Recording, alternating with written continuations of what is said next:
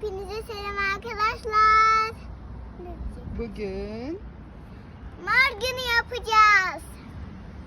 ve Mor salıncağa bindim. Anne ya kırmızıya binseydim, kırmızı giyseydim ya. başka bir gün o zaman. Kırmızı yapalım. Evet. Ya da turuncu ya da sarı yaparız. Ama bugün moru seçtim. Yani bugün Mor. evet. Mor gofret de alırız. Evet. Mor dondurma da alırız. Mor salıncak seçti. Mor salıncakla başladık. Anne keşke ay olsa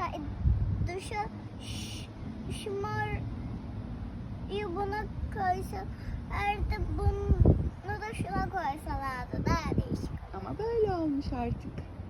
Neden böyle kurmuşlar? Sen bugün moru mu seviyorsun? Evet. Mor rengi mi Hayır, seviyorsun? pembeyle mor. Evet biliyorum, sen pembeyi de çok seviyorsun. Pembe ve mor favori renklerimiz herhalde, değil mi Doğacığım? Ama burada şu an pembe bir salıncak yok. Evet.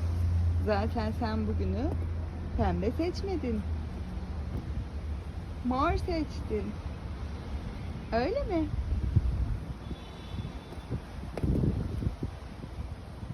Anne Doğacığım? hızlansana.